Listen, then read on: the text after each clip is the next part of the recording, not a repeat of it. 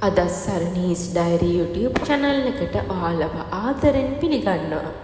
අද මම කතා කරන්න යන්නේ දේවදූත අංක 15යි 15 ගැන. ඉතින් මීට කලින් මම මේ සම්බන්ධව වීඩියෝ එකක් කරලා ඇති. ඔයත් ඔරලෝසුවක හරි රිසිට් එකක හරි වගේ ෆෝන් එකේ හරි වාහනයක අංක තාඩුවක හරි නැත්නම් ඕනම තැනක අහම්බයකින් ඔයාට මේ දේවදූත අංකය පේනවද? එහෙනම් අපි බලමු මේ විශ්වය ඔයාට දෙන්න හදන රහස් පණිවිඩය මොකක්ද කියලා. විශ්ව ආකර්ෂණ නීතියට අනුව 15යි 15 කියන්නේ නව ආරම්භයක්. ජීවිතයේ වෙනසක් සහ ඔයාගේ සිහින කරා යන ගමනට දිරිගැන්වීමක් ලෙස සැලකෙන අංකයක්.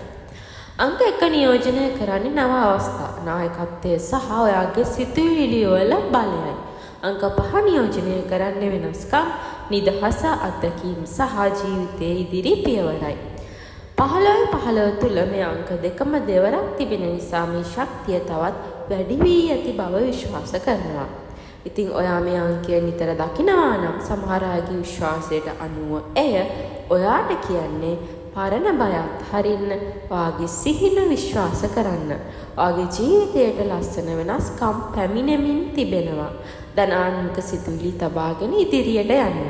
ඒ වගේම මතක තියාගන්න ඒන්ජල් නම්බර්ස් කියන්නේ ආගමිකව හෝ විද්‍යාත්මකව තහවුරු කළ සත්‍යයක් නොවේ. ඒවා බොහෝ දෙනාගේ පුද්ගලික ආත්මික විශ්වාසයන් මත පදනම් වූ අදහස් වෙනවා.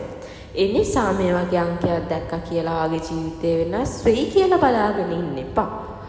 ඔයා ගන්න හොඳ තීරණ, ඔයාගේ උත්සාහ සහ කැපවීම තමයි ඔයාගේ අනාගතය හැඩගස්සන්නේ.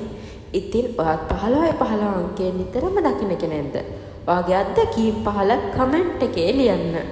ඒ වගේම මේ වගේ වීඩියෝස් බලන්න අපේ සරණීස් ඩයරි YouTube channel එක subscribe කරන්න කියලා ආදරෙන් මතක් කරනවා. විශ්වාස කරන්න, විශ්වාසයෙන් ඉන්න.